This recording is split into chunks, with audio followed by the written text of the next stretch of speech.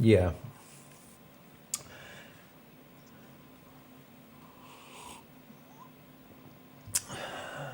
Hey everybody, welcome back to the channel. Today we are live. Thank you so much for joining me.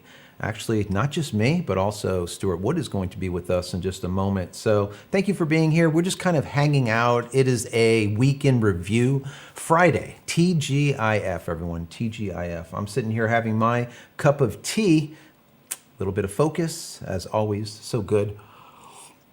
Hopefully you're having your cup of tea with me, maybe coffee or whatever. It is later on the other side of the planet, so maybe you're having something harder. So today we're going to be talking about everything that's happened during the week and getting into it and having this discussion with Stuart also. So let me go ahead and bring him in here. Stuart, let's see. Are you here? Are you here? Let me see. There you go. Up. Let me see. So Yep, there we go. how are we today? We are good. We're good. We're testing out all this live stuff as we're testing the live stuff out as we have been for like the last couple of weeks, and I really like it. It's been working out pretty well, and we had you on. I think it was like last week, I believe, and it was a macro session, like macro photography 101 that went over just huge. It was massive. It was really big. And if you guys didn't see it, definitely go check it out. It was a really, good really conversations on that one, wasn't there? fantastic. Absolutely. So anyways, tell everybody who you are if they didn't visit us during the macro live session that we did with you last week. Okay, my name is Stuart Wood. I am a macro photographer from the UK, and I'm also a YouTube content creator like Joe is. We have channels that are about similar subscription based, so we're going to have a race to 50k, I think. So you can get there first. That's right. That's exactly right. Yeah. We're both, it's really interesting. We're both at like 30,000 subscribers. And I have to say, you know, the work that you do on your channel, you should be at, 300,000 subscribers. And I don't know how the whole YouTube thing works. It's hard. It is hard. And anyone that watches us, they know it, because I get that a lot too. They're like, Joe, that channel that you have there, you should be at 100,000 at least. And I'm like, I feel so too. I mean, I have about 450 videos, but it's just certain tick boxes that you've got to hit. And if you don't hit every single one, YouTube just goes, I'm not interested in you. Exactly. At the moment, my weak part is my thumbnails, the titles of the videos, and the description. Those are my weak parts at the moment. So I've got to work on those to get more interesting titles. It's like, for instance, if you take the lower 100mm, I can go 100mm, lower 100mm macro lens review. And that's the truth. That's what the video is about. But if I go instead, lower 100mm, is it a good lens? ?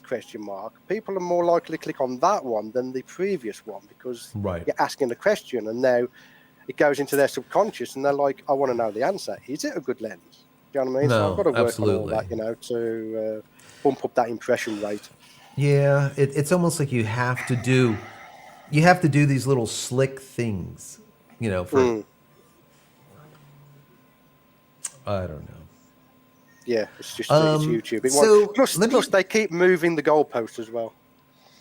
Oh, absolutely, absolutely, absolutely. And what happens is, I think you just talked about that just not that long ago. I think it was at the beginning of our conversation. Today, you were saying how YouTube was changing like the algorithm and what they like and what they don't like. It's so frustrating, because when you think that you know exactly where the goalposts are, they like shift it over to the left or shift it to the right. And it's like, it was just at the right last year, and now it's went to the left, and now it's back over to the right. It's like last year, right? You look at last year, it'd be like YouTube wants long videos because they want watch duration and tags, good tags. And now all of a sudden they've turned around and go, you know what? We want shorter videos now, and your title and your description are basically your tags now. And your tags are just like, don't even bother with the tags, they're not doing nothing, So when people say that YouTube is a constant learning experience, it is constant. You're constantly having to learn what's the latest trend, what's the latest thing with the algorithm to push your videos. It's absolutely mental. No, It it really is. It is. So what we're going to talk about today, we're going to talk about that macro 100 because I know that's something of very big interest to you, and I think it's interesting to a lot of people because they really like the macro photography session that we did. I also did something today, just looking at today's. Once again, it's a week in review. I did a Fujifilm is poised to beat Canon in the mirrorless ILC market.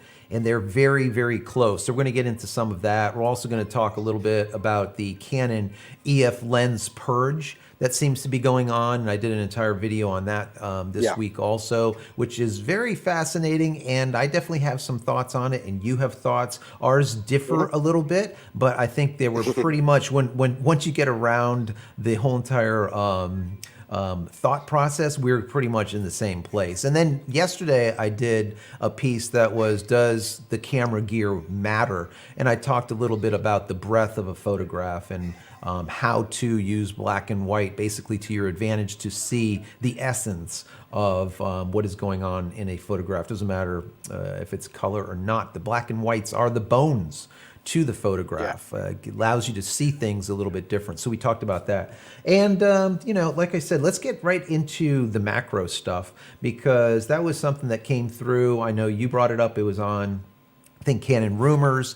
They were talking about that RF 100 2.8. What do you think about it? Is this the case? Is it a typo? Is this what's going on? It's supposed to be a 1 point. What is it? What's the story? I suspect, bear with me while I change some batteries over for my young gun. I suspect it's a typo. Okay. Now, one of the hardest things for any macro photographer to learn is what the hell those goddamn numbers stand for. Right. Yeah. And what it is, it's basically your magnification ratio of the lens. Right. And if you look at the numbers, you've got like 1 to 1 or 1 to 2 or 2 to 1.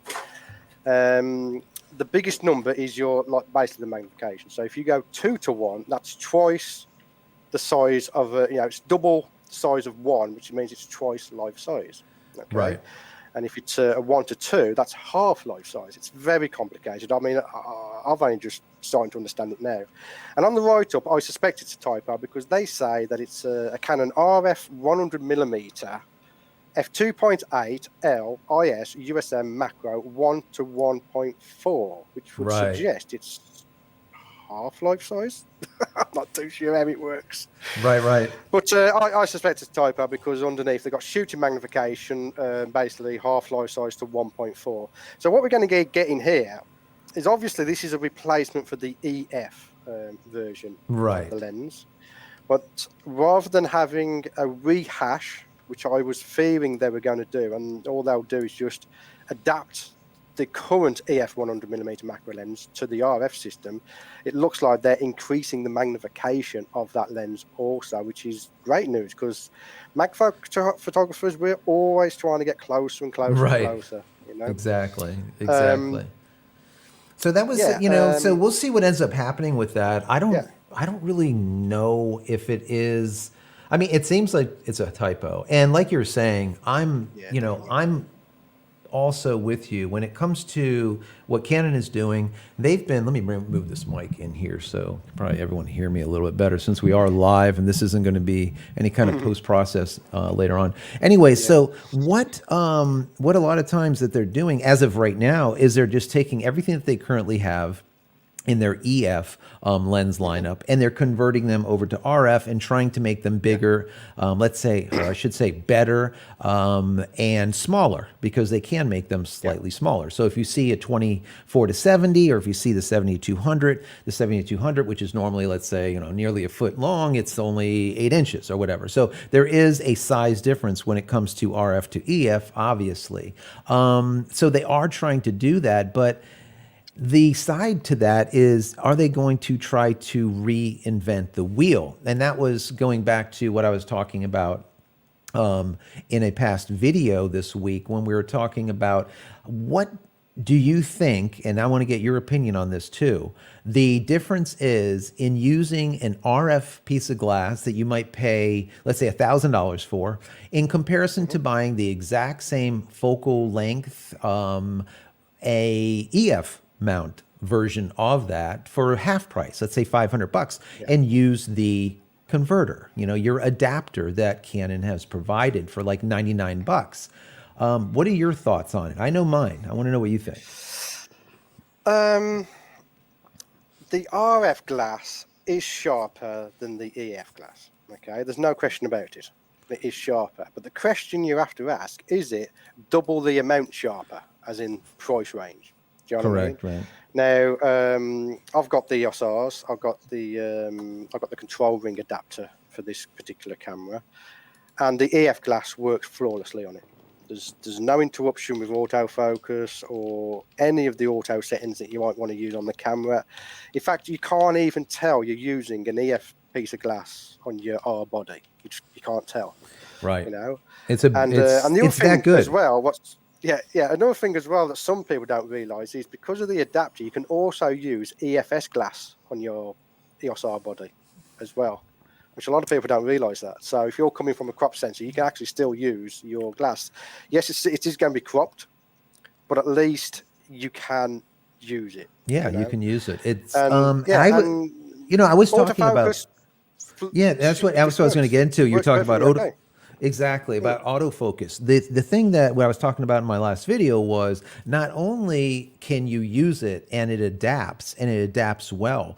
The thing is, most of the time in the past, whenever you adapted a lens to a camera, you would lose light, a stop or two of light or whatever, because it had optics built into the adapter. Well, this adapter has no optics. Also, you would lose the ability to use autofocus, or the autofocus was somehow delayed. And then also what you ended up with, it was like also and also and also. There was always a problem. And even with image stabilization, all of a sudden you would lose image stabilization if you adapt it. The thing that changed with the advent of this EF RF adapter is that none of this happened, right? Everything works. So your your image stabilization works, your autofocus is dead on, and you lose no light because there's no optics. There's nothing inside. So, I mean, did Canon shoot themselves in the foot by giving you something so good? I mean, so awesome, Yeah, I don't know about that, to be honest with you. But I mean, what I can tell you is if I'm buying a new piece of glass, it's going to be an RF glass. Right. Every single time, because agreed. I'm on the RF system. I don't think I'm going anywhere anytime soon because, quite frankly, I can't afford to jump ship anyway. No matter how much Canon piss me off by crippling their stupid shit, I'm stuck with them. You know what I mean? And it's little things. It's little things that irritate me. We can. That's a whole other conversation. We can start off in a bit with a rant. But here's my question, right? When it comes to the adapters, right? And this is a hard one. Okay. Now, if you come to videography, okay. Now you're using an A/D, aren't you? And Sony. Yep, ZV-1. Yeah, the ZV-1. So if you was to go with, let's say, an R5 or an R6 for video, we're talking video, right? Would you purchase the RF? Is it the 15 to 35 or 16 to 35 16. lens? I think it's like something like that. Yeah. 16 to 35. And then put an ND filter on the front of that lens, or would you go with the EF version and buy the ND mount adapter for it? And then what will happen is, that thing is absolutely awesome. And then you can put the ND filter internal to the adapter. So yes, and yes, and yes. And we know that NDs or any type of filtration closer to the sensor is always better. So having that ND literally almost abutting the sensor, right on the edge of that adapter is a perfect spot for it. So yes. Okay, so that's a great question. My answer is if I can put the camera at any distance from the subject, okay, I would probably use it and get a, let's say not adapt it because I don't want the extra distance, because that flange or that extra is about, let's say, a ½ inch. And that would just bring it closer and closer to me. And I'm like right now, literally I can touch the lens here. I mean, I'm this close. So if I was like just running and gunning and I don't want any type of extra weight and I don't need it for ND and I'm just going to be, I'll probably just do an RF. But for any other purpose, especially macro work, I mean, I would take the filter or that adapter that has the filter that you can put into it any day over having to put filtration on the outside of it. That's my personal opinion. That's what I would do. And what's really good about that and what people don't understand is ND filters come in different sizes. So Yeah. unless you have a hood that's specifically made, that's enlarged, that's large, let's say ND filters that you're sliding them in. If you buy an ND filter or a polarizing filter that you put on the end of your lens, they're different, 55 millimeters, 60, 70, all different millimeters, 52 millimeters. So you have to have a whole ton of different ND filters and different filtration, whereas if you have an internal to that ring, that adapter, that's it. You could throw on any glass and you can use those. Absolutely. Yeah. And there is such a thing, particularly when it comes to video. This is personal choice, so we can argue over it if you want to. There is such a thing as being too sharp. Yes. When it comes to video. I don't like it too sharp, I think as we get older, we want it less and less sharp.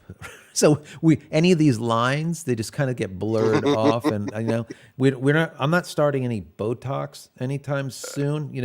I've been plucking my eyebrows. All right, let's not talk about plucking your eyebrows. It's only since I had the new setup, because obviously I'm, because I got more confidence with my dental treatment having been finished, apart from the tooth here. I'm close to the camera now, and I'm sitting there. I'm like, oh my god. That 4K does show everything, I have got a question I need to answer.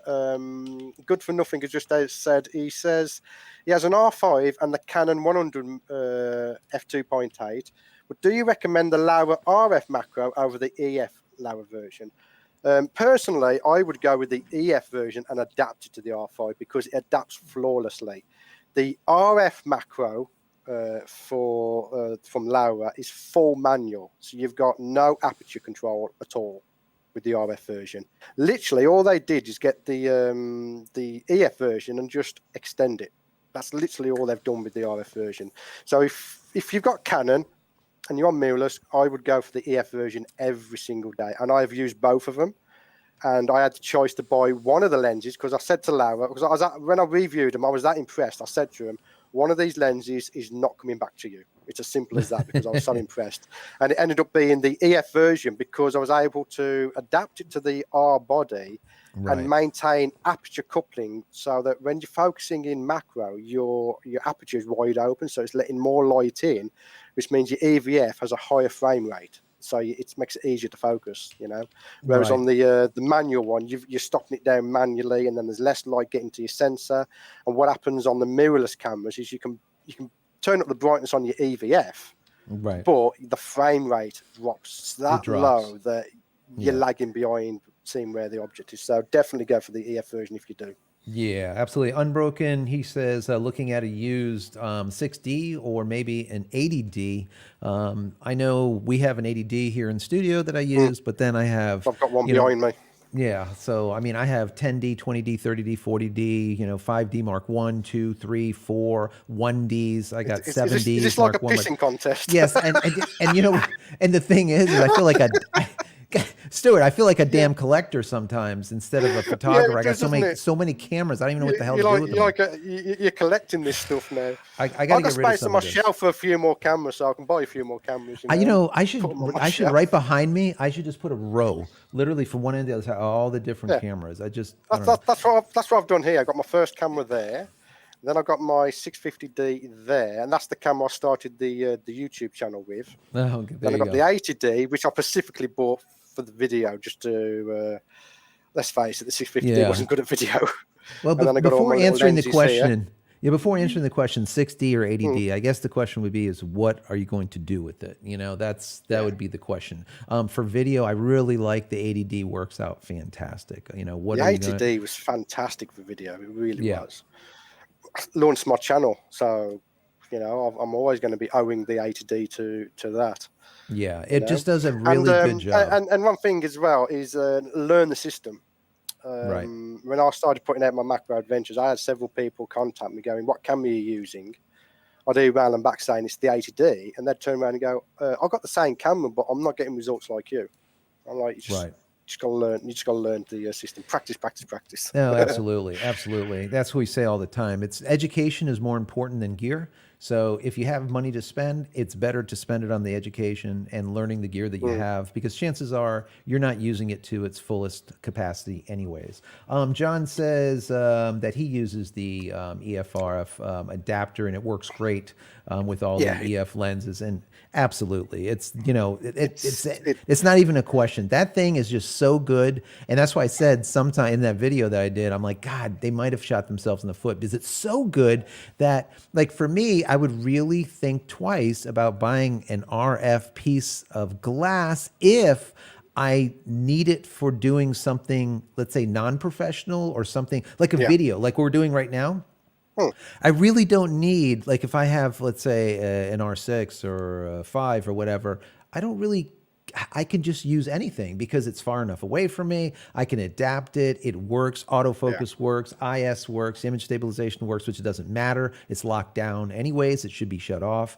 But, everything about it just works really well. So it's hard to spend double unless you're going to be really using it. And a lot of people do that. And that's something that I would say that, what I have found lately though, and you probably have too on your channel, is a lot of people are looking towards the used market now and saying, what can I Yeah. buy that's not necessarily the latest and greatest? Because money is not like it was 2-3 years ago. So, I mean, we don't need, right, I'm preaching to the choir. I mean, we know that this is the case. So a lot of people are buying used and they're getting a lot of use out of it.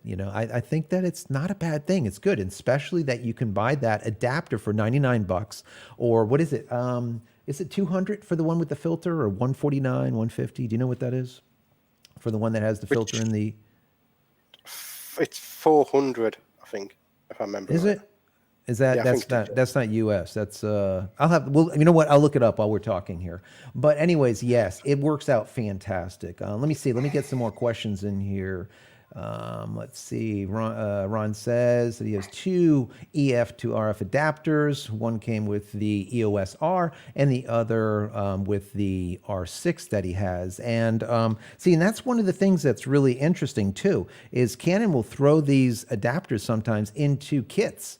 So you don't even have to buy it for $100. I mean, obviously, if you want the more expensive one that has the filter in the back that you can kind of slide in and out, which I think is phenomenal. And I think John over there, he probably would think it's phenomenal also, because he does a lot of slowing down things. He uses NDs a lot for doing his video work and his production. So having that adapter and having an ND that you don't have to put in front of a lens is probably, that would be great for him too. Let me see, what else? What other questions here? Unbroken. I think about getting the 80D. All right, yep, the 80D is really good. Bunch of accessories, about 1,000. Okay, yep. 80D is, you can't beat an 80D. I mean, for the price, 80D was you're getting a fantastic camera, lot. it really was. You're getting Yeah. you're getting a lot. You flip it over to video, it basically is a mirrorless camera. I mean, that's it. And then you have Yeah. fully articulating back panel, so you can flip it right back to yourself. If you want, you could put a pancake lens on it, and the thing is still tiny. It's not, it's not big. Yeah, People- my channel, I used the 80D with the 24mm pancake lens on it, and it was fantastic for video. It really was. I have that In lens fact, somewhere. I did all my outdoor work with that as well. There's Oh, only really? one video I did outside with the R. And, Yeah, isn't that like a obviously 2 because of the point? pandemic. Is it a 2.8? That lens? It's Something like that. 2.8, yeah, 24. Yeah, yeah. Yeah, EFS 24mm I used for my video, and that lens. I mean, it was I think it was £100. It was on sale, £100. I'm like, no So way, crazy. no way can £100 lens be any really good. And I bought it initially just to get started because it had the angle of view I needed for the room at the time. And when I saw the footage from it, I was like, I don't think I need to buy another lens for my purpose. Right. Yeah, I got to remember this is for my purpose at that time. And it was fabulous little lens that was. Really was good. Oh, absolutely. And Good. apparently they're going to be bringing a 24mm Pancake to the RF system now as well. You know, So I'll probably end up I buying that love, one. you know, I love the Pancake Lens because, you Yeah, know, they are great. you're getting a prime that's just usually tack sharp. They're usually really good. They have, you know, like this is a 2.8, so you can shoot in low light. It's really lightweight. It weighs nothing. And it just turns the whole rig into something extremely small. A lot of people have this misconception that once you go mirrorless, all of a sudden you have this smaller, you know, this smaller contraption. And the bottom line with that is it's a bunch of horse shit. I mean, it's just not the case. Usually what happens is yes, when you start putting your bigger lenses onto it and putting on, you know, f2.8 type of lenses that are expensive and heavy and big, that smaller camera, which is just negligibly smaller, I wouldn't even call it smaller, becomes big too. And then once you put it into for me, I put into a custom bracket for a lot of my event work. As soon as you get a big ass custom bracket, you throw your mirrorless camera on there and like a 70 to 200 or a 24 to 70 or something, it's massive. So you're not really, you know, the idea of going mirrorless to have something smaller is kind of a misnomer, and people get that kind of twisted. Yeah. But, you know, it kind of is what it is. You see more questions that pop in here? There's a lot going on here. Let me get in here. Yeah, we got some chatter going on in the discussions. Let's see. Up here, let's see. I think that the M6 II beats the 80D. Yeah. So, yeah. I mean, I like the M Series. Don't get me wrong. I like the M Series. Yes, mirrorless, the whole 9 yards. I think that it's pretty much on par. Equal to each other. One can do a little bit, you know, one thing better than the other. It is smaller in size than the 80D. You'll probably get a little bit more longevity when it comes to being able to be serviceable because it's newer. But that's really about it. I think it's like, you know, it's a toss-up. They both are awesome. One of the major differences, of course, is M glass to using EF glass. You know, with the 80D, you can throw on. Yeah, no, go ahead. With the 80D, I'm getting distracted by this one asking me for oh, look at how cute. How cute. But yeah, with the 80D, you can throw on just about any glass. You can adapt anything to it. Whereas, you know, you're kind of stuck on the M series with the M6 type or any of the M's. Even the M50 was one of the things that a lot of people thought that I should buy is an M50 or what was it? The M50 or the KISS, I guess they call it, or an M50 Mark II, whatever. But it just didn't hold water. It was not great. Canon dropped the ball. And I talked about that in one of the videos. You know, the EOS M series was awesome, awesome, awesome. It was what made Canon the leading mirrorless manufacturer on the planet forever. When everyone thought it was Sony, it was actually Canon. But with the advent of the Mark II of that M series, the EOS M, it's horrible. I mean, it's basically a update to firmware and a couple of little nothings. It's literally nothing. They spent no time with that camera at all and released it literally was a year later, 2 years, whatever it was, with nothing. They didn't give the people anything to be excited about. And that's why when you look at the BCN rankings, you'll see that the Mark I of that EOS M series camera is higher than the Mark II. I think it comes in second position, only under the Sony A6400, I believe. Whereas it used to be number one forever, for years and years and years. And now Sony took over the number one position. But what is amazing with that rankings too is that we see obviously Nikon is not in the mix at all in the top 10. Because they're not doing consumer grade cameras, basically. And we see Fujifilm is now bumping up into that third position. Fujifilm is doing amazing. They are commanding 20.2% of the ILC market out of Japan, whereas Canon is only at 22.2. So you're looking at 2% difference between Canon and Fuji. So Fujifilm is right on the heels of Canon. If Canon doesn't wake up and do something with that M series, they're going to get bumped out. They're going to be in third, and we're going to still see most likely Sony with their Alpha 6400. Do you think they'll kill off the M series in favour for an RF series camera? You know, that's I mean, a really they are releasing a lot of I'll say budget-friendly lenses for the RF. I mean, we've just had the 50mm RF glass, solid piece of glass. I mean, it's basically the replacement for the Nifty 50, and we all know how much I like my Nifty 50. Brilliant little lens. Absolutely. But business-wise, it would make sense to get a starter camera that has an RF mount, so that it's easy for people to upgrade to full frame later on. Absolutely, and keep them in the system. Right. And that was one of the things that I talked about also. And I think it's very, very important that Canon keeps with some type of package that will allow people to come into their lineup and then upgrade as they grow. And their M series was kind of that. It was like their loss leader, getting people in. Then, of course, they did the EOS R, the first one, dropped the price down. Then they had the next, and we're down to about $1,000. But Sony did it so well with their Alpha. EOS R doesn't get enough love, It really doesn't, because it is. You know what? It goes back to video, right? We've talked about everybody shits on that camera. They really do. I've got 2 of them.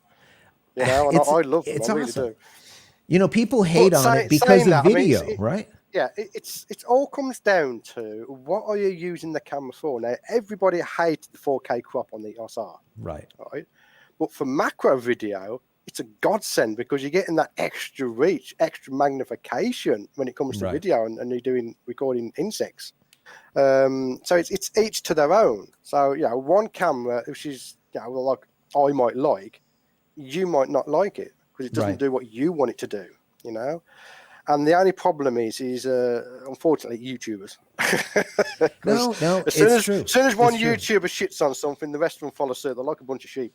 No, it's like lemmings that literally just walk off a cliff, and they're just like in procession. One by one. This camera's got a 10% crop when you go to video. Oh, done.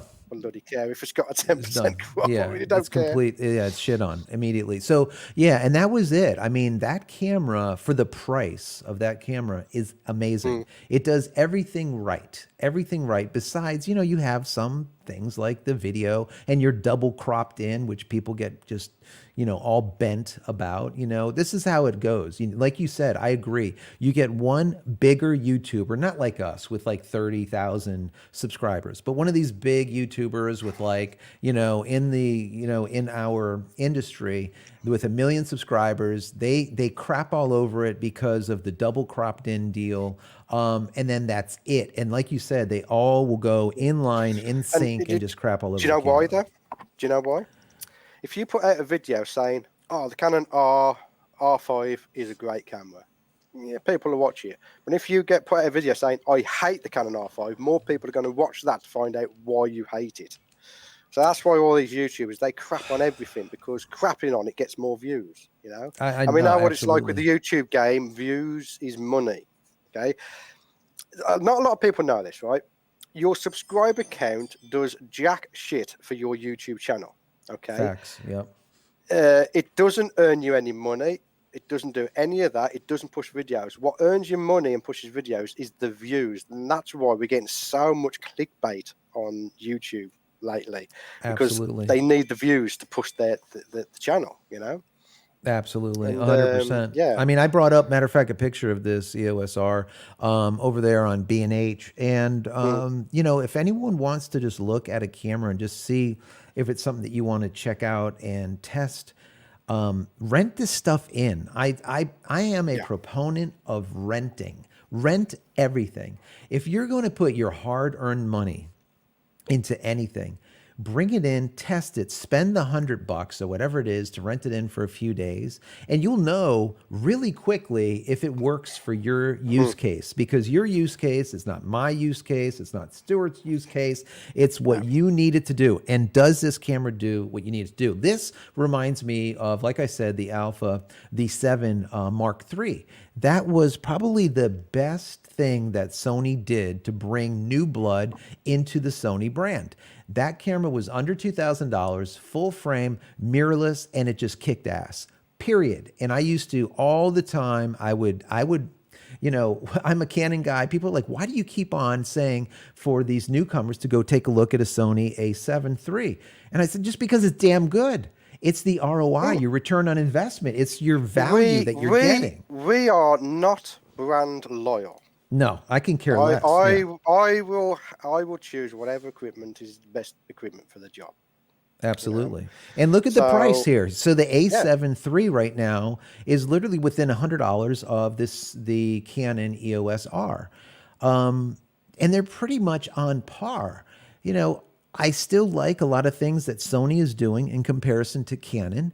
I really like their eye autofocus on the Sony. That damn thing is just, I don't even know. Like right now, I'm looking at this. It's just voodoo magic. It's freaking magic. So I'm looking at myself, and I have the screen in front of me, guys. Okay, the screen is in front of me. If I turn a little bit to the right, my left eye immediately gets highlighted. If I turn to the right, to the left, my right eye immediately gets highlighted. It literally will pop back and forth between my two eyes based on how close the eye is.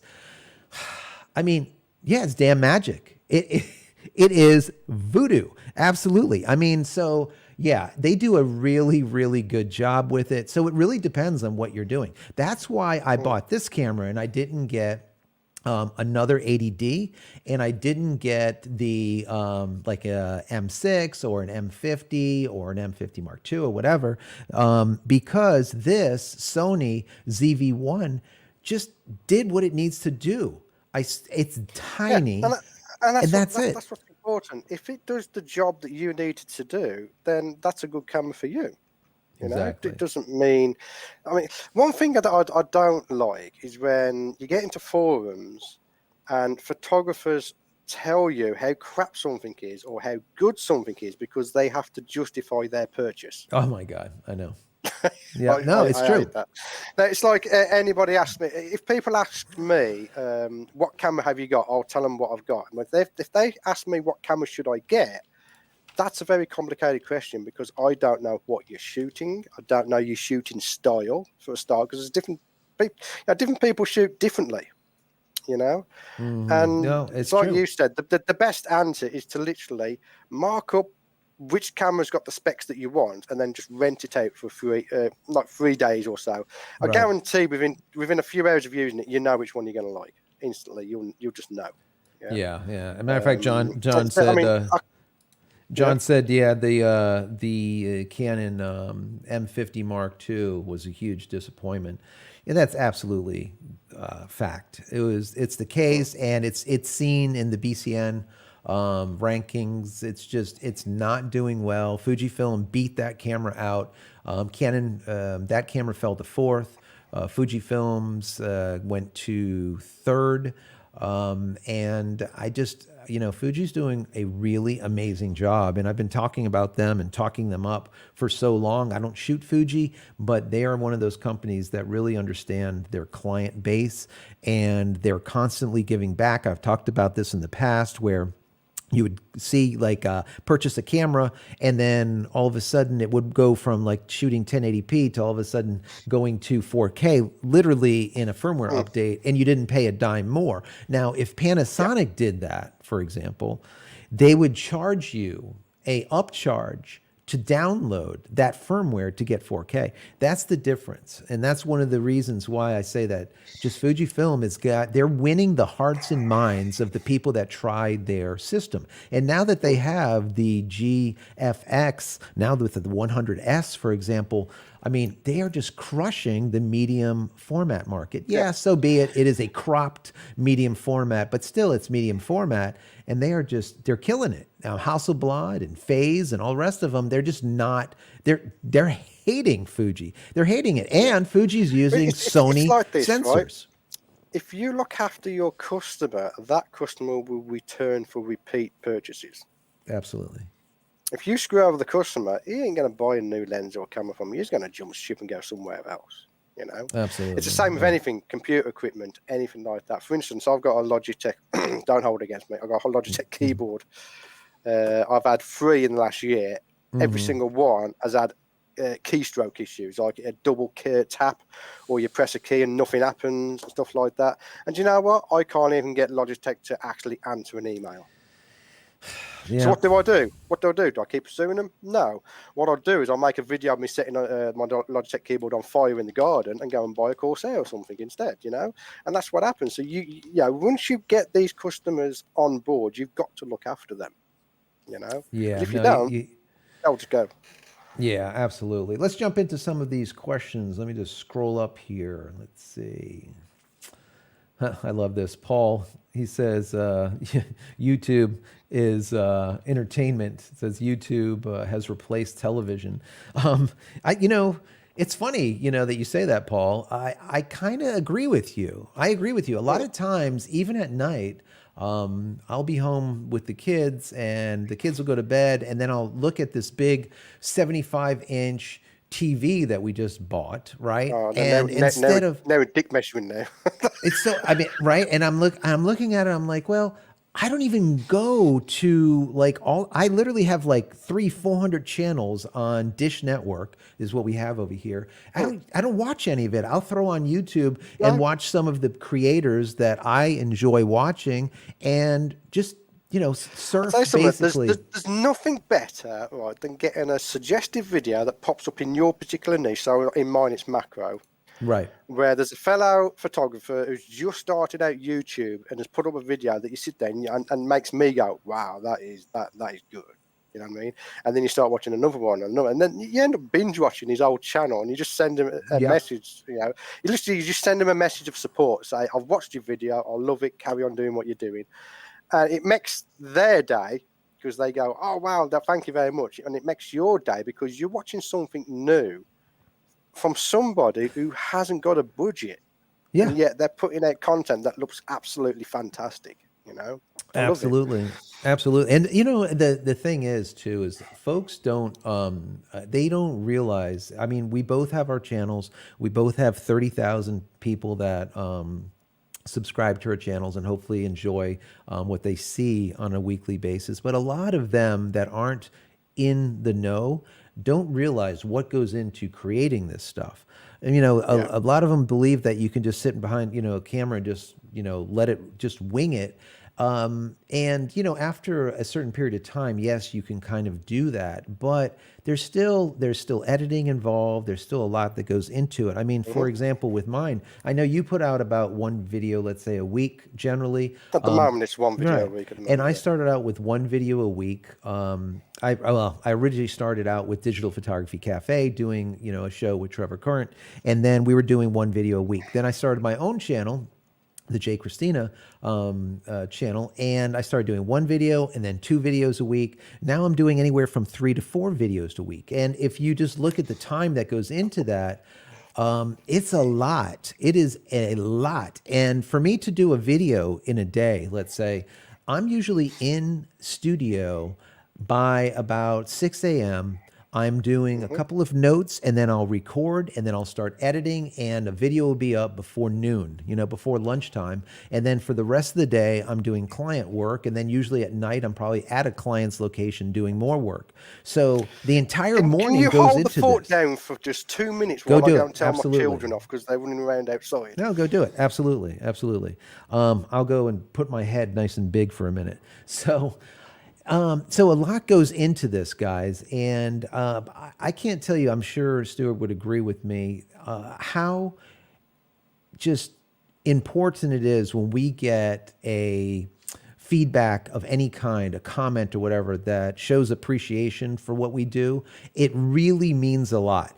I'm one of those creators that I will go over every single comment and I will answer. I will definitely read every single comment, period, but I will answer probably about 90%, 95% of all those comments. And that takes a long time to do also, because I'm kind of here not just to hang out and just talk and talk. I'm not selling anything besides my own product, and that's it. But I do it because I really love doing it. Okay. And like Stuart, I know we've had conversations before talking about this, that being able to get that input from you guys and spending the time with us and being able to put comments down there below each video and talking about whatever you want to talk about, and then also thanking us for doing what we do, it really, really, really means a lot. So, you know, for me, I'm sure it goes, it's, you know, the same goes for you. You would really appreciate the people that you're basically working for by creating this content for them. And when they say, hey, you know, thank you so much, or I look inside the chat window and all of a sudden there's like, you know, a $5 super chat, or someone will subscribe to the channel and then they'll become a member of the channel and they'll give $5 a month or whatever, or they'll go over to our Discord server over at community.JCristina.com and hang out there with us and then become a member over there or whatever and contribute. Even though it's a small amount, it means a lot. It really means a lot. It does. It does. Especially when, you know, we don't have sponsors. Right. Well, I don't. And I don't know about you. I don't know if you've got any sponsors that come to your channel. So, you know, we've not got that Squarespace money that's coming in that every other YouTuber has, you know. Right. So right. every little bit of support you can get off the users is always grateful for that. No, absolutely, absolutely, absolutely. So, at the end of that, I mean, I can go as far as this, right? Basically, the supporters of the channel are the reason you're still doing the channel. Because if the supporters weren't there, I'd have to go flip burgers at McDonald's. And if I'm flipping burgers at McDonald's, I ain't got time to do YouTube. Not with four kids running around the house. Do you know what I mean? Right. So it's those supporters where they come on, they give you a thumbs up, they give you a comment. Even just a thumbs up and a comment helps out a lot, because it tells YouTube people are enjoying the video and it pushes the video out more. You got the thumbs up, the comment, the like, they join the membership, or they'll go over to the website and purchase a texture pack, for instance. All those people are keeping me doing YouTube so that everyone else gets to enjoy the content that we come out with, you know. Oh, absolutely. You know, let me see. Good for Nothing says, I have all the gear, but I can't come up with a unique or an interesting subject to photograph. I don't want to copy what others did. Any suggestions? And, you know, I've spoken about this before, and I don't know how you feel about this, but I think 99% of everything has already been done. So it's a copy of a copy of a copy. The thing that changes... I can speak from experience, because that's how I was when I first started. And absolutely. I didn't go anywhere. My photography didn't go anywhere. No one noticed me and nothing, because I was trying to do something unique. Right. When you stop doing that and then go take, I don't know, 3 of your favorite photographers where you've looked at their image and you're like, wow, I really like that image. Then recreate that image for yourself, just as a learning or practice. You recreate it and then you go, right. Once you've done that, you go, what can I do to improve it or change it? And while you're going through the process of copying, copy is a harsh word, replicating a person's image, you come up with different ideas that work. Now, I did it when I first started macro. I looked at Thomas Shahan's jumping spider images. And I'm like, that's the type of image I want to create. And as through doing that, I started branching out then and doing water drops and other insects and stuff like that. It just starts coming to. So I would suggest, if you've not got anything to photograph, then photograph something that someone else has already done, just so you're actually actively getting your camera out and actively using it and, you know, practicing. That's what I would do. Absolutely. Something will come to you while you're doing it. Yeah, and just take a different, you know, make like spin it a little bit differently than the way they did it. Maybe light it differently. But I do like the idea of copying what someone great has done to see if you're able to replicate it, because that is learning 101. That's how you learn. Now, that's not something that you're going to go and put out there and say, oh, look what I did is basically identical to this guy. But now all of a sudden you figured out how to do it, how to accomplish that. And then once you've done that, then you can spin it. You can change it slightly. And now all of a sudden it's something that is basically your own at that point.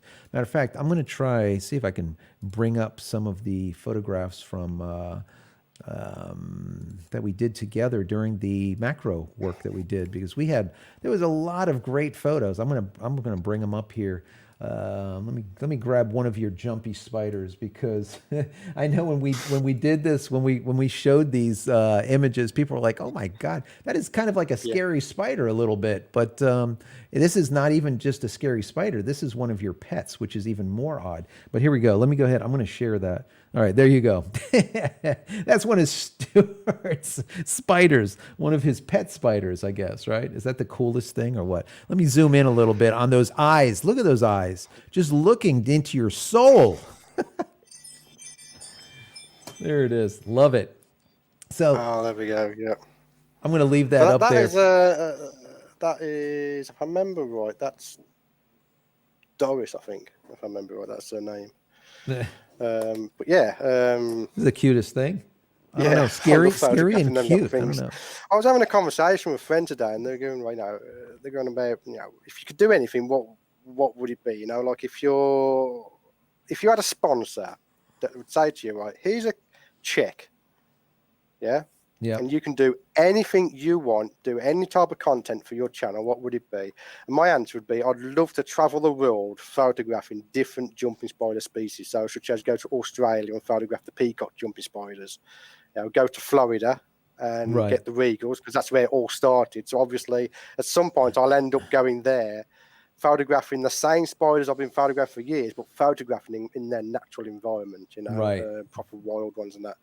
And I'd love to do that. Just go around photographing different jumping spiders, get a catalogue or a portfolio of all the different species of jumping spiders that I've seen. It'd be wonderful, that would. Yeah, no. Only one issue with that though. What's I don't like flying. No, that's going to be an issue. That will definitely be an issue. I love this picture. Let me see if I can bring this one up. Let me put this one up here. Look at that. That is a beautiful, beautiful picture. This is an ant, and if I remember correctly, pushing like a droplet of honey. That is amazing. Yeah, it's gorgeous. It's having a drink. I don't know if he was drinking, because they go that fast you can't really tell, and I'm too busy looking at the EOS. I can't remember if he had a drink or if he was just looking, going, what is this? Let's have a look. Yeah, what do I do with this thing? Yeah, what am I doing with this?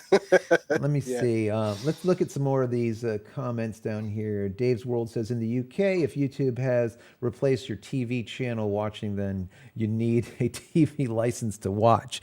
Yeah, it seems like everything these days is being taxed, or there has to be some type of licensing fee, or there has to always be something. They can never just leave stuff alone. But yeah, that seems to be the gist behind it. Let's see what else we got here. Let's go while we got that image up. Let's see what other questions.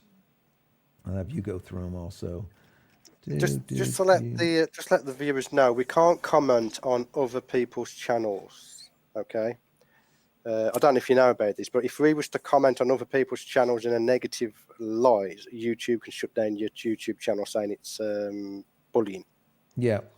I am reading the comments, and I do agree with a lot of what people are saying, but I can't comment it on here because YouTube, they don't like us talking about other YouTubers. They really don't like it, so we can't really break the rules when it comes to that. Because without warning, Joe will have no YouTube channel, and I don't think you want that. Yeah, no, absolutely. Yeah, that's it. We always have to play by the rules. There's always someone bigger than we are, and then you have to go by those rules. We talked about, I think it was alcohol over in your location. If you had a drink, let's say, then all of a sudden they can just basically shut down your channel. Here in the US, shut down for any reason. Yeah, they just shut you down. Just all they got to do is tick the box that says you've gone against community guidelines, and that's it. Your channel's gone. Crazy. Absolutely crazy. It's mad. It's mad that they could end your career overnight if they wish to. You know. I don't know. I don't know. Yeah, it's crazy. It really is. Let me see here. Let's get into some of these. There's so many. Let's see. You guys could be worse. You could be okay. Watch. Yeah, I know. Yeah, yeah. With this. Yeah. No, let us Oh, skip who it. said, is that Ron C? Yeah, that's a good one. That is. Yeah, Yeah. yeah. We'll have to. We'll skip it. Let me see. Yeah, I know. You know, you still got the ant picture up, yeah. Yeah, we have that one up. Let me see. Maybe this one would be a good one. I love this. Is that beautiful? Is this a It's yeah? it's the 41 thing. body. I did not know it was going to be that one. Look at that. It's Yeah. just so nice. I don't know. I don't know how she felt about this, but so She was all right nice. actually with it. I just love, She was okay with it. people say, okay, so this is a woman's body and there's like this tarantula, this big spider or whatever. But what I see is this negative space here to the positive space to the, Yeah. it's just a really nice shot, period. Let me back off all the way. It's got great lines to it. I absolutely love it. Here's another one that's very similar to that. Let me bring this one up. And as you can see here, if you just go back, squint, blur your eyes, it looks like an hourglass to me. It's just got beautiful symmetry. I just love the way this looks. It's artistic license here, so you don't see too much. I just love it. I just love it. We did have a play with. Let's see if I can word this properly so we don't get an R rating. But basically, that spider went everywhere, and I do mean everywhere. Do you know what I mean? Yeah, And yeah. I did say to her, I could do those type of images for you, but they will never get published on my network because I like artistic, Right. employed nude. Right, I'm a right. fan of employed nude because it leaves something for the imagination. Do you know what I So mean? I bet, And yeah, that ring, you couldn't control it. You couldn't control that spider. It went everywhere, and it just so happened that it just went in certain spots that look good. yeah. I got 100, 200 more images that just look awful. And it's like we were saying before, the amount of shots you get accurate when it comes to macro are very, Yeah, very yeah. small. No, so And I bet it was the you. same with that. So I'm going to share something that a lot of people probably don't even know. That for about 3 years, about 2.5, 3 years, I did boudoir photography, and it was a long period of time. It was a awesome period of time. And my wife is an MUA, so she's a licensed cosmetologist. She does hair and makeup for TV, for movies and this type of thing. And we worked together on the boudoir. And it was nice because obviously she's a woman, she's my wife, so the women were very relaxed. And we got some amazing, amazing shots, some really good stuff. Yeah. And it was the idea of doing everything tastefully. The women just absolutely loved it to a point that each year they would come back and schedule another boudoir session as they got older to kind of memorialize their progression in time and still how they looked beautiful as time went on. So it was quite a thing. I really, really enjoyed it. I wish, my wife and I had more time to be able to do that, but it was empowering, absolutely empowering women. I remember some women that were so skittish, self-conscious, and they'd had a real hard time behind the camera. They had a hard time finding like they were divorced, let's say, finding new people. They just had a hard time. After these sessions, they had such a feeling of empowerment. It was amazing to see the transformation. Unbelievable. So, I'm definitely a proponent of boudoir or any type of photography like that. It is definitely empowering, whereas some people would look at it, it's like, oh, it's negative, but it is absolutely 110% not negative.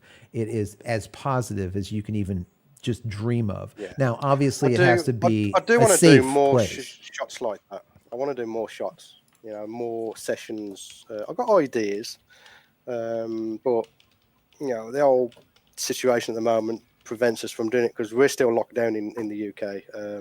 So we can't get together to do anything. But the funny thing, Unbroken just said he's made a joke about did the spider get a bad PCR CV test and all that.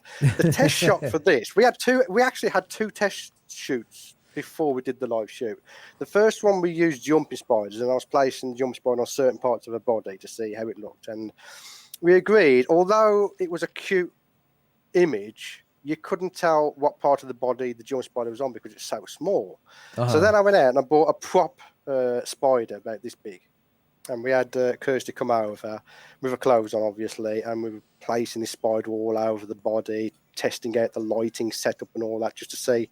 Mainly, I wanted to nail the lighting because there's no way I wanted to mess around with lighting while there's a live tarantula running around. You know what I mean? Right. Basically, you got to put that tarantula on, nail the shot, and the way you nail the shot is the lighting is already set up and done. So we did that. We agreed on what lighting looked good, and then it was literally a case of getting this spider onto her body. And she was nervous at first, but so what we did is we had to handle it off camera first, and then she realised that they're not as scary as you think they are. I think the hardest thing for her, I'll tell you what the hardest thing for her was. Okay, the hardest thing was if I was to get a headshot of her face in. The hardest thing was for her to keep a straight face because the spider kept tickling her. You know, she's got little paws, from all the little hairs, and they're constantly tickling. She's constantly laughing all the time when we're trying to do the shoot. It's quite funny. What you just said, I want to kind of parlay into that. The idea of getting the light right before you actually got there and did the session, did the shoot, or whatever, before she got the tarantula placed on her. That goes for everything. Yes. I did, I've been doing photography for a long period of time, but I also do a lot of events like galas and stuff. Some of the bigger events are down by me over at Mar-a-Lago, the old president's home. So we would have large events. And we would have events where you would have a lot of famous people. And the thing is you only have like 10 seconds with them, 5 seconds, 20 seconds max, right? So if you didn't get it right, you didn't get it at all. And the idea of being able to get your light right, know your gear inside and out, understand everything so that you can make adjustments on the fly is imperative. Some of the shots that I remember getting that were amazing were by their pool over at Mar-a-Lago. And now their pool in the backyard, let's call it backyard, is this unbelievably beautiful, beautiful pool where the entire base, the whole bottom of the pool is, let's say, lined with filaments, like fibers. So it literally looks like looking at the stars inside the pool. So there's like twinkling stardust inside the pool. So trying to capture that with people and getting everything just right was not easy to do, but that's the kind of stuff. Getting, knowing the gear, getting it right before, and then once you get there to be able to do it, be able to bang it out. And that is very important, especially, look, you're dealing with a tarantula, and same thing with me dealing with famous people. You don't have a lot of time, and knowing the gear is the number one thing before even doing this kind of stuff. So once again, it goes back to education, right? Knowing what you have and work around all the deficiencies that the cameras have. Because not every camera is perfect, right? You got to know what it can do, what it can't do. So let's take a look at some of these other comments. I just want to say two good... one from Unbroken on about do tarantulas bite. They can give a nasty nip if you piss them off. I can tell you that. Which is why I had a spider wrangler for that particular shoot, and she's that much of an expert when it comes to tarantulas. She could tell you what the spider was thinking at any given time, and she basically said, if the spider's walking along, shoot away, no problems. If he stops moving, stop shooting. Really? Okay. Yeah. And then because for instance, on that picture that you're showing, his legs are fully spanned out. If the legs are out and showing, you're perfectly okay. Go ahead. But if he goes into a ball like that and his legs tuck in, Show's over. Time to swap to a different spider because that spider's had enough. He doesn't want to play no more. He needs a break. And we had 2 or 3 spiders for that particular shoot. And what we would do is rotate the spiders. So when one spider gets a bit, you know what, I've had enough of all this flickering lights and stuff. Yeah, you put him back in the enclosure. You get another one out for another 5 or 10 minutes. And there was only out for 5 or 10 minutes at a time. Right. Because we already knew what the backdrop was. We knew what poses she wanted to do. We knew what lighting was going to be. All that was already set up. We could literally put the spider on, take the pictures, take the spider off. And that's it. It's like if you piss off a tarantula, its front legs will rear up, and if it rears up, don't be anywhere near it because it's going to strike at you, and it can give a nasty. I don't know if it's a bite. I don't know if bite is the correct term because it's not actually its mouth part; it's its fangs that get you. Right. But it's almost like a bee sting. And they can get nasty. But the worst thing off a tarantula is its hairs. Those are the worst things. Really? The first defense mechanism that a tarantula will do is it'll flick its back legs, and all these little hairs go up into the atmosphere, and they got barbs on them. These hairs are little barbs on, like fishing. So you can't even get them out. If they get into your eyes. Your eyes, they're turning red and watering. It's nasty. That's the worst thing. Wow. I have to say, Too Good 79, thank you so much. Really appreciate the contribution. I do appreciate that super chat. Let's see here. David, I like this too. David's World says, I feel that it's wrong that people give thumbs down without saying why. Well, people do that all the time because, sometimes people will come into a channel and they'll expect one thing, but they won't get that. Or sometimes people will thumbs down just because they don't like you to begin with. I had a period of time where literally like 2 months, there was someone that I would go live or I would go live with a video, and before the video would actually start playing, there's already a thumbs down. So I don't know. Did you know this though, right? It doesn't matter if you press thumbs up or thumbs down. It's still classed as interaction on the video. Therefore, it will push the video. So all the haters that are coming out and clicking thumbs down on your video are actually helping your video to be seen by more people. I think that's comical. I really do. People, they don't know that. They don't know it. So I don't. It's all good to me. I don't really worry about it too much. I just, for me, I like to be able to give as much as I can give, and that's it. There's only so much that you can do, and that's the end of it. And same thing with you. I'm doing now 3 to 4 a week. You're doing 1 a week, but there might come a time. Ramping up as soon as this tuff has been fixed, because I've broken a tuff eating KFC. So now I've got massive toothache. I think it's starting to turn into an abscess because of it. I'm in the dentist Monday, so let's play it safe and say that for next week I probably won't be a video. I might go live. I might do a live or something. Right. But then after that, I should be able to ramp it up to 2 or 3 videos a week, hopefully, unless I break something else, of course. Jeez, I can't even imagine. So Stuart's here with us, hanging out, and he's got a broken tooth, and he's on painkillers. So if he says anything kind of off, then you know why. Okay, you know why. I appreciate you being here. As soon as this live stream is over, I'm on the vodka, so I'll be even worse later on. I don't know. Vodka and painkillers. I don't know. That's gonna be a harsh one. That's gonna. So you have like vodka, painkillers, a little bit of food, and like a Red Bull, right? And then a jacuzzi, and then you're set. Yeah, basically. I'll be in the hot tub chilling out. If the wife is late back from work, tough crap. I'm going in anyway. That's it. You're in. That's it. I'm done. Yeah, I'm done. But I mean, let me see. Fractal Builder says I might convert my camera to a full spectrum this month. That would be interesting. Doing those conversions.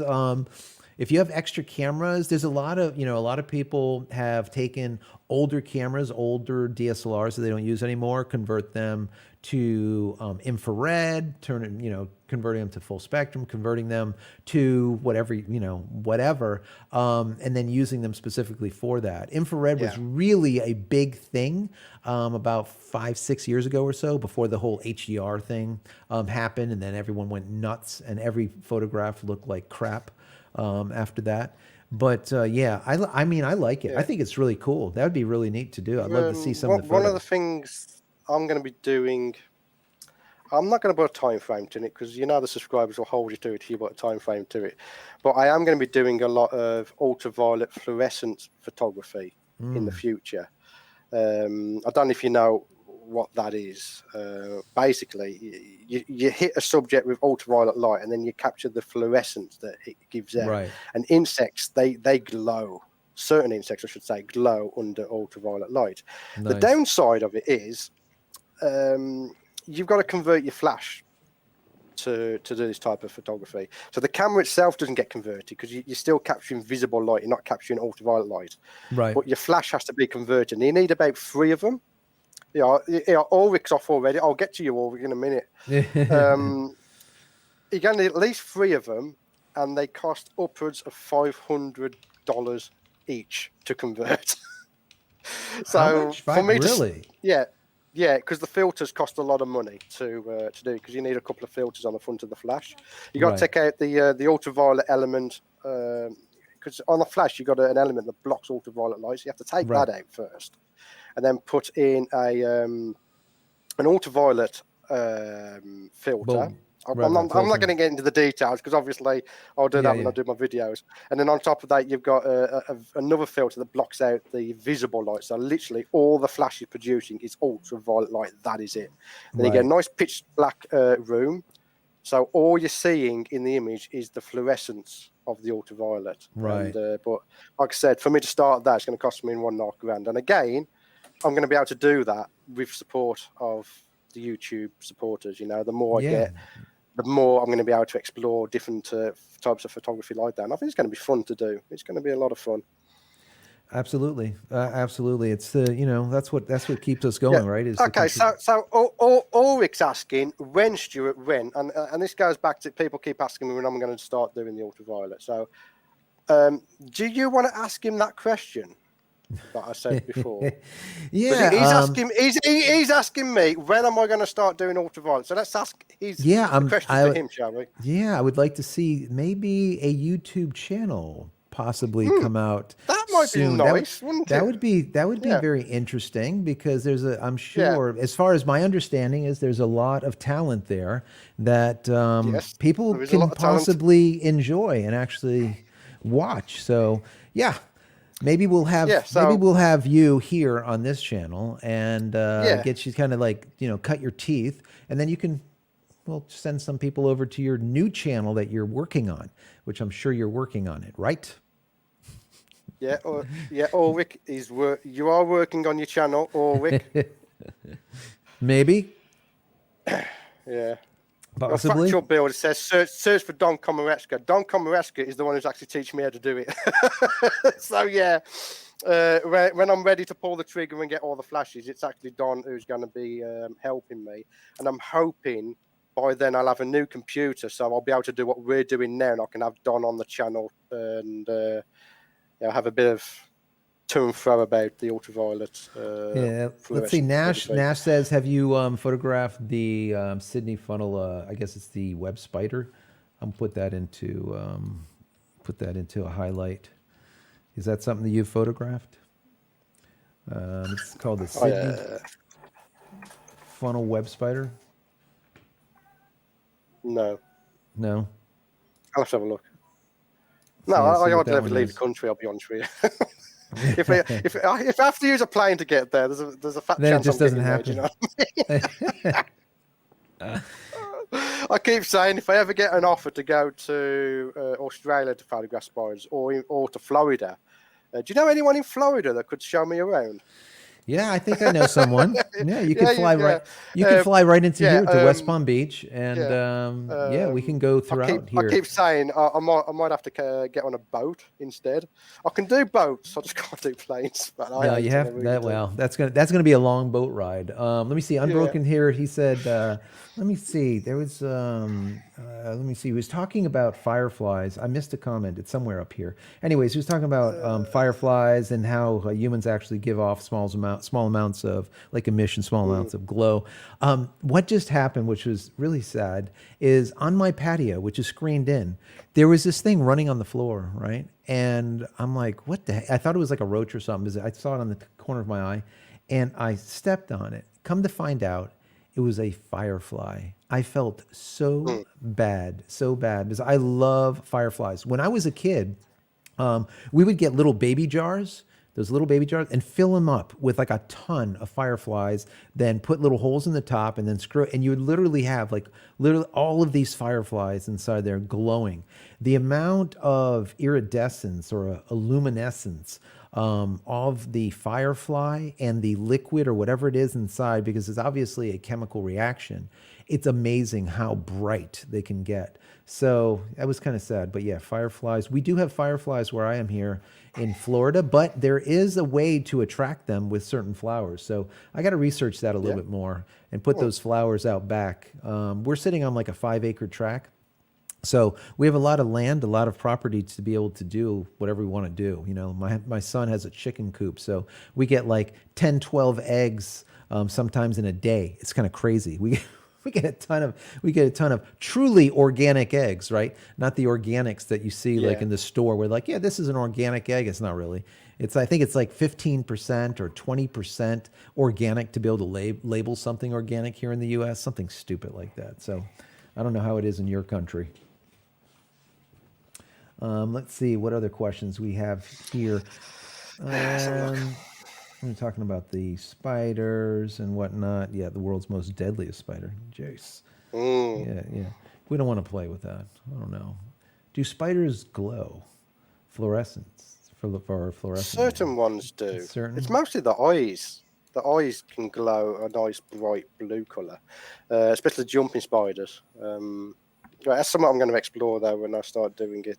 I'm looking forward to it. I'm just not looking forward to spending the money to actually do it. Yeah, no, I know. I mean, it's like Don Commerce said, because I mean, obviously, I've been talking to him about it. Said if you're going to do it, you've got to get the proper filters. Don't do a half-assed job at it. Do you know what I mean? Because then you're going to get visible light leaks, and your image is going to start looking purple rather than fluorescent. Yeah. So here's that spider. That's the spider that you have. And those eyes are glowing a little bit blue. I don't know if that is that. I don't think when we talked about it. That's just visible light. That is. Okay. Fact, it's not. Gotcha. The reflection there is from the diffuser that I use. It's like a wraparound bonnet diffuser, and that's what gives the reflection in the eyes. And I love that reflection. So, whenever I see a jump spider, I have to get that bonnet diffuser onto the camera. I've tried that looks so cool. Trying macro diffusers and all that. There's nothing wrong with them. I just prefer that look because it gives kind of like a human look to the eye with the way that it's round, rather than being just a specular highlight like you would get from a standard flash. Right. I just think it looks really nice. Ron says, Stuart, where are you from? I am from the UK, in Cannock, the UK. Don't hold that against me. It's really... I'm really an okay guy, okay? There you go. Don't hold it against me. Cannock, UK. So what I'm going to do is we've been on here for about an hour and 15 minutes. I'm going to start we're going to start closing it down. Any kind of questions that people have, they can throw them in there now, and we'll probably close it down in 5 minutes. But this is a fun kind of like hanging out and talking about what went on for the week, like a week in review, and maybe we'll do some more of this in the future. And just talk about whatever you talked about on your channel, whatever I talked about on my channel, anything that's news that just came out for Friday. Maybe we can do some more of that type of like weekend review, because I like it. It's fun. I like to be able to do this live thing because we can answer questions, and if anyone has a question, I do like the interactive stuff. Right. Live. I don't do enough lives though. I need to get onto that. I really do. I need my subscribers to keep kicking me up the ass to do more lives. Yeah, I mean, it's good. I like it because of the interaction and be able to talk with people. It just works out really well. So if there's anything that you guys want to talk about when it comes to the topics of hand this week, which is that 100 RF that we were talking about earlier, of course, the Fujifilm being poised to take over Canon in the mirrorless ILC market, probably pretty soon, because Fujifilm is sitting at 22 or 20% of the market, and Canon is at 22%, where of course you have Sony up there at like 33% with their what was it, 6400. I can give a tip to Canon if they want to clinch the market. Just release the goddamn R7, yeah? That's That's it. what everybody wants. They want the R7, Right. man. I'm telling you. No, that's People true. want the R7. And I so will definitely, if they do bring out an R7 and it is a crop sensor, I will definitely rent that out to test it on macro, because the crop sensor gives you a nice advantage to macro.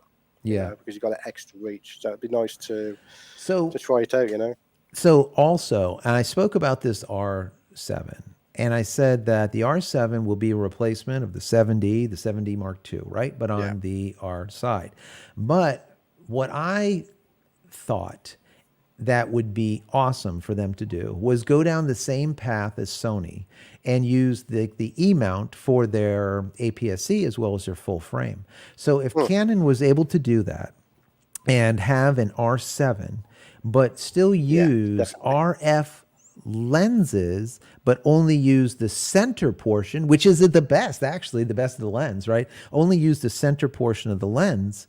That would be amazing, because now you have something similar to what Sony's doing. They have one mount for two different bodies, APS-C as Yeah. well as full frame. Canon could do that also by bringing people into the R7, let's call it cheaper, instead of full frame, get them on board, and then all Budget. of those RF lenses, right? And all those It's RF not lenses. cheap, it's budget. Okay. Yeah, let's budget, but it's not cheap. Yeah, but yeah, now they yeah. can have those RF lenses, and they can move forward into their full frame if they want to. I think that would be You can just swap them amazing. around. It's the way forward. One mount to rule them all, basically. So RF mount, whether you're using an entry level camera or the top high-end camera, so long as they bring out the budget-friendly lenses, like the 50mm, 24mm. What's the other ones? You got the 85 millimeter lenses and stuff like that. So long as they've got all those to support the lower end budget cameras, then it'll be a win-win. Because then when people go, oh, I want to upgrade a full frame, they haven't got that issue of, I've got EFS lenses that don't work on full frame cameras, which means not only you got a 4K for your full frame, but then you've got to replace your lenses as well when you upgrade. That was, the current modeling that they were doing. Whereas if you've just got one mount, you can just swap your bodies around any way you want, Absolutely. And that goes back to your question when we were talking about the M series. Will the will the M series go bye-bye? Will they discontinue the KISS and just bring in that R7 almost as a replacement of the KISS and then lower the price down? The only problem with that is I don't think that they'll do it, because the Canon EOS 7D and 7D Mark II are expensive cameras. Even though they're APS-C, they are definitely not the price range of like an EOS M Series camera at $500. The R7 would be $1,000. It would be around that price. Here's the thing, though. Here's the thing, and we are going to be going on a while, but. The entry-level cameras, for me, I don't consider the M series as entry-level cameras. I look at, they're actually called like 800Ds over here. I think, are they called XTI or something like that in America? I can't remember. Oh no, no, it's the KISS. The M, I think KISS, well, that's true. Yeah, the KISS. So overseas, those are entry-level cameras. However, what a lot of people don't know is that camera will use the full-frame lens. Right. So if you start out on a crop sensor camera and you're thinking about further on down your journey, you're going to be upgrading to a full frame camera, then don't buy EFS lenses. Just go for the full frame lenses like the 50mm Nifty 50. Right. That lens is full frame and it works on both crop sensor and full frame camera. So you can take that lens with you when you upgrade, and that's what they need to do. They need to make it so that I'm sure they can figure something out where if you're going from your entry-level camera to a full frame, you can take your lenses with you. And that's what they need to do. I do. I agree. I agree 110%. We'll see what ends up happening with Canon, because Canon is one of those companies that they love to neuter everything and then just throw a wrench in. They just love to throw a wrench in. Yeah. So they did. Okay, so they did something amazing. I often PM Canon when I'm frustrated with something, and I'm like, "What have you done this for?" And the only answer you get is, "We'll pass on your inquiry to the technical department." That's basically an answer of, "Mess off. We're not going to answer you." Absolutely. John, John has just said the RF 35mm f1.8 is a good and expensive lens, relatively. That's the exact lens I'm using here now. Is the RF 35mm. Fantastic lens. I use it on all my YouTube videos. Nice. Love it. Yeah, and it's sharp. It's clean. It's sharp at 1.8. In fact, I use that lens for the spider shoot as well on the model's body. right. I use that lens and the IRIX 150mm macro lens for that shoot. Fantastic little lens. Yeah, they make it's. I mean, all the RF glass for the most part is really quite good. One of the other things that we were talking about was that Canon was going to do a equivalent to a high megapixel version of their 5D, let's say, which would be their R5. And I put out there, a piece like, I don't know, for like last week sometime. And I said, yeah, they probably will come out with something called like an R5S. Why is that? Because they came out with a 5DS and a 5DS R. So chances are, for me, I don't know if that's the case, but they're going to come out with like let's call it an R5S that has 80 to 100 megapixels. Period. Now, is it out yet? No, but I guarantee you they're working on it. That's something they're going to have to.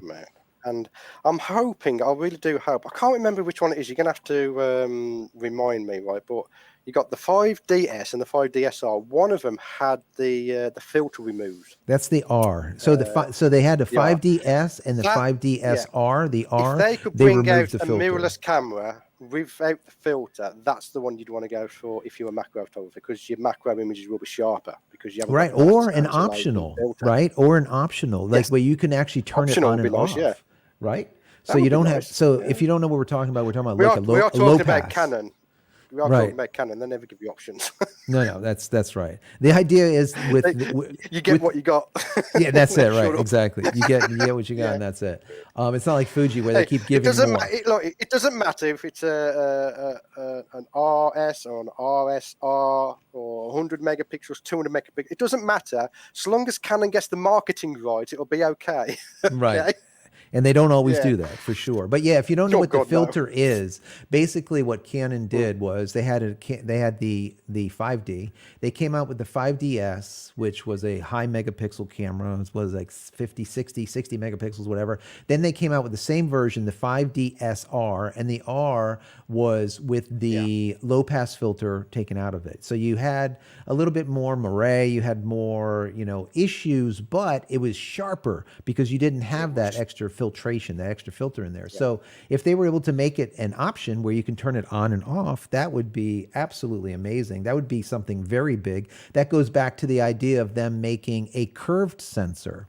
If they were able to make that curved sensor, it would be amazing, because now all of a sudden your resolution would double. Your resolution in the corners of that curved sensor would also more than double, more like 5 times be more resolution in the corners, better. And all of a sudden your glass would become smaller too, because you don't need all of the optics inside your lens to rebend a curved image to something flat. And that's what happens in all photography, right? You're coming in with this curved lens, this curved image, and then it goes through all this series of optics to flatten it. Well, when it flattens stuff, you lose resolution, you lose light, there's a lot of loss. So by having a curved sensor, that would be amazing. And Canon had I think it was last year I talked about it. They were talking about coming out with a curved sensor along with Sony and a lot of other ones, Nikon, working on it. But what they did different is they said we were going to come out with a curved sensor that was malleable, that would change based on the lens that was attached to the body. That would be the revolution. That would be the difference between night and day when it comes to photography as of today. That would be amazing. Definitely. That would be also online or on par with a global shutter, if whoever comes out with that. So there's a lot of things that are. No matter what they do, you've got to support the old equipment. It's like an Xbox or a PlayStation. Right. Nothing pees me off more than when you buy a new Xbox, then you got to buy all your bloody games again because it's not backwards compatible. It really annoys the hell out of me, And it's the same with the cameras. If they bring out a curved sensor, I wouldn't jump on board if I've got to replace all my lenses. You know, because then first of all, they've got to release the lenses to support it, and then you've got to wait for the third-party lenses to catch up and support it. You're talking years before you'd even look at it. But if I can have that latest body and slap on my 10-year-old EF glass and it still works, brilliant. You know, sign me up. Where do I sign up? You know, absolutely, no, absolutely. Now, if they were able to make it malleable and change based on the lens, now all of a sudden, you know, it would be a moot point because any glass would work in accordance. Obviously, there's probably they're having a problem when it comes to the flex, and dead center of the wafer, that chip, let's say, or whatever, that surface, the CMOS sensor itself, dead center is where they keep splitting it. So they're bending it, and then it gets to a certain amount of pressure, and then it will snap. So they're trying more and different things to be able to make it so it's malleable. Also, when it comes to new cameras, right, I'd like camera companies to forget trying to break records and give customers what they want. For instance, let's take the focus bracketing on the R cameras. Okay, the R5 does focus bracketing. It's it's almost a £4,000 camera, so yeah, it does it. My R doesn't do it, right? It's a cheaper camera, so you would expect options to be cut out of it. The problem is the RP, which is the lower end to this camera, does it. And I'm like, what? Well, why is it that the RP can do it, and the R can do it, but the R doesn't? Why can't you uniform your system so that as you go down in budget, you remove options, but a camera that's costs less shouldn't have an option that the more expensive camera has got, if it hasn't got, I should say. Do you know what I mean? Right. It's like just make it more uniformed. Yeah. So absolutely. For instance, right? I mean, I had this debate when I was on about upgrading the camera. Now I was using the A to D like you have got now, and it has a headphone jack. And the option to upgrade was to go to the 6D Mark II, but it didn't have a headphone jack. It's a more expensive camera that has better video features. So why did you remove the headphone jack? It's all on purpose. They're not. Yeah, it's little things like that that just start annoying you about camera companies. You know, obviously they don't think ahead. Yeah, Unbroken said something about 1080p and that whole debate back and forth with 4K and all this. And John says no one needs 4K, but it just looks so much better. The thing. You know, the one thing I want to say about that. I can get into a discussion about this because I used to be on the bandwagon of you don't need 4K, right? Right. Now, I'm coming from a creative point of view, not a viewer. When it comes to the viewer, they're not too fussed on YouTube, whether it's 1080p or 4K, okay? Because it's basically compressed the same.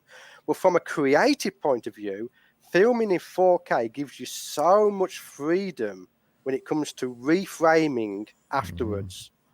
That I can punch into 100% and still have detail, and it doesn't go all soft and out of focus. So quite often, I'll do a piece of B-roll. Let's say I'm doing a little bit of B-roll. A little B comes down, hits on a flare, and it's slightly out of frame that I don't like. I could punch in 125%.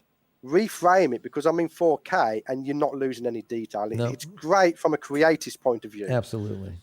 Yeah. I would say if you have the capability of recording in 4K, record in 4K, and then edit in 1080, and all that extra latitude that you have is fantastic. For me, the other thing as well, when you switch to 4K, you're getting the higher bit rate as well, which everyone goes on about resolution. 4K, 8K. Forget resolution. Look at the bit rate of the file, because the higher the bit rate, the better quality video you're getting. Okay, and you can push it more in post. So as soon as you switch the R to 4K, you're going from, I think it's 100 megapixels to 480 megapixels. I think so. And you're getting that nice bit rate so that you got lots of data to play with. Yeah, no. More data is always good. Even if you're going to export it to YouTube where you don't need as much, it's still good to have it so that you have the latitude to work in post-production, like you said, to punch in, out, and still be without any type of degradation I've done it before. Or loss. I've done a video in the studio when I didn't realize there's like a cable hanging down about there at the frame. Right. So I've got a cable coming down, which is the light switch, and I forgot to put it up. And because I was filming in 4K, all I had to do was punch in 120%, move the frame over a bit, and that's gone. And no one noticed that it was zoomed in because no one could tell because there's that much data there. That it's great from a creative point of view just to be able to do that. Absolutely. You can also create, if you're doing in 4K, we can do it with 1080p to a limitation, but you can also create a fake zoom with 4K. So if you've got, if I'm showing off a lens and you watch my video, it's zooming in very slightly. It looks like a slider shot, but it's actually not a slider shot. It's simply still footage that I've just scaled up slowly over time, and it makes it look like a slider shot. It's great for doing stuff like that. Amazing. Yeah, no, I know. You have the latitude to be able to do it, whereas normally you don't. You could kind of zoom in a little bit, but you zoom in a little bit too much, and then all of a sudden it's gone. That's the end of it. So yeah, I was looking at some of the stuff that's coming out right now. We have obviously Canon patents the RF 100 2.8 macro, wide angle, the RF cine mount, all of that. Obviously, I know Canon's going to be coming out with a cinema camera not too long from now. They've been working on that.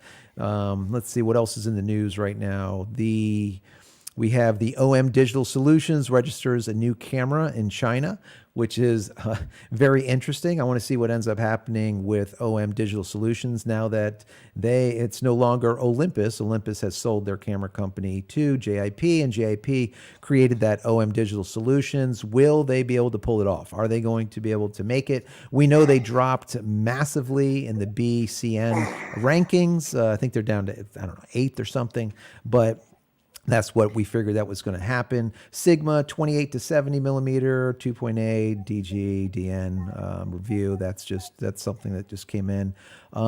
Just seeing if there's anything new for Friday. There's not a lot going on today, which is not a bad thing actually. It's TGIF, right? Everyone's trying to, I think, get out of the office.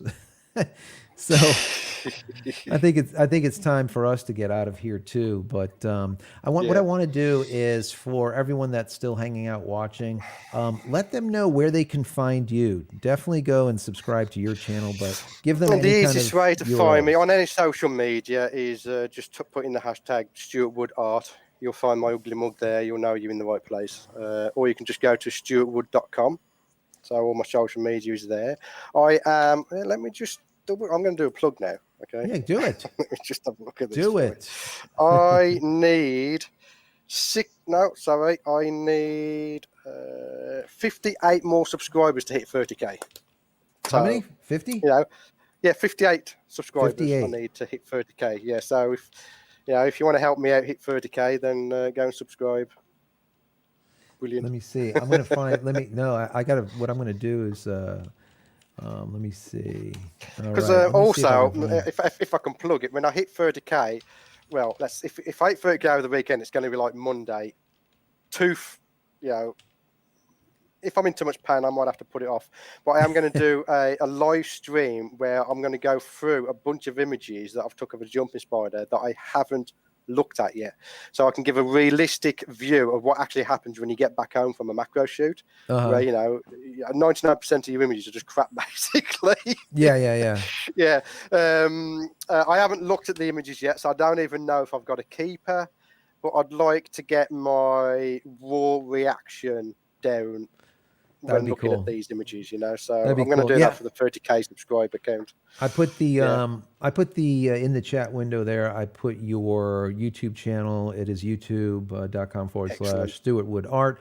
Also, I'm going to put it into the comments and also, of course, in the description once we're done with this live, and it turns into a video so people can find you over there for sure. And we'll be doing more of these, kind of like hanging out. I kind of like this. It's kind of cool just to be able to just hang out with everyone. And, it's a work day, Yeah, I love my macro, but sometimes I do like to just hang out and just talk about something other than macro, Yeah, just moan about something. Just bitch and moan. That's it. That's exactly right. That's it. That's the way. Sometimes you just need some of that. So, anyways, I hope Yeah. everyone, thank you so much for being here, Stuart. And like I said, My pleasure. Thank you for having me again. I hope other people like this. If you guys enjoy these type of like, let's call them a fun Friday or just like Need 54 now. there you go. There you go. Yeah. Or these like weekend. Going up. These weekend reviews that I Yeah. think we're going to do on Friday. If you're, Stuart might be with me, maybe he's not, but I think if you guys like that weekend review type of thing and just go over what's been going on for the week and with the ability to be able to have these discussions and answer questions and whatnot, give the video, of course, a thumbs up, but also in the comment area, once this turns into a video, not right now, because if you do, it'll disappear. But once it turns into a video, go in there and comment it and give it a thumbs up. And just let us know is it something that you want. I really enjoy it, so if you guys enjoy it, let us know. So I want to say once again, thank you to Stuart for hanging out. And if you guys have not, and if you guys have not went over to our creative Discord server as of yet, go to community.jcristina.com. Once again, community.jcristina.com. You'll find Stuart over there. We're all there all the time. There's hundreds and hundreds. Or if you don't like his Discord channel, you can join my Discord channel. There you go. Exactly. Put it. There's a link in every description of my video, so just click on that. That'll take you to the Macro World Discord channel. Just beware, because you have got Ulrich in there. And you've also got someone called Anders, who is a very nasty piece of work if you get out of place. I actually had a troll on there this week. Really?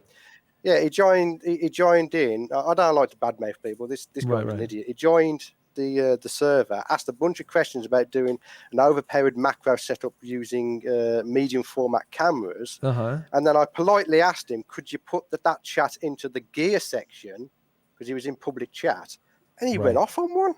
He went off on one, accusing me that your Discord channel is just so you can pedal your presets, which I've never done, by the way, and that he's a better macro photographer than I am any day. And I ended up kicking him out. Yeah, you're always gonna, you're always gonna get those trolls. I have to say though, I really feel blessed because the Discord channel, as well as this channel itself, if I have to delete one person per month, it's a lot. I really do not get a lot of trolls. I feel blessed by it.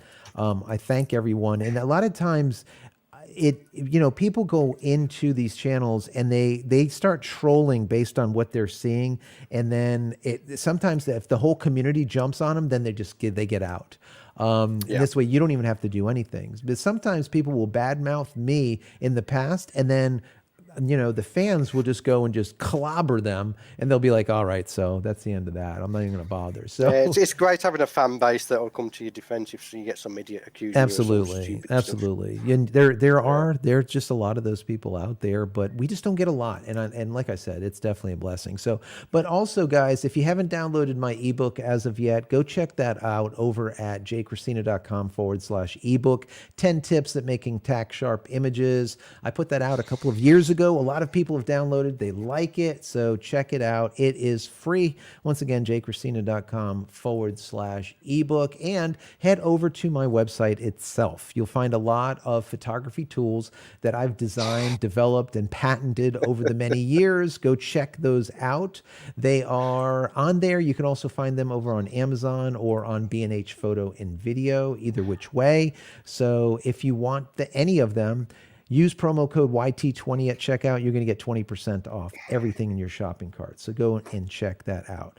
So anyways, thank you so much, Stuart, for being here. I really appreciate it. I've got to mention one comment. Go. Said, absolutely. He subbed, but he wants 1% of my YouTube revenue. So he expects his 10 cents every month. That's exactly right. I don't think it'll even be 10 cents, dude. Yeah, he's got it dead on. Really good. Yeah. I love that. I'm going to put that as the final highlighted comment here. I have to put that in there because that is classic. That's tickled me. That's Unbroken. He got it. You got it dead on.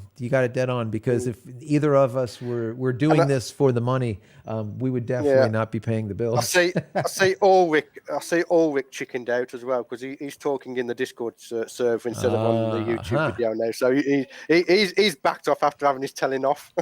Yeah. Yeah.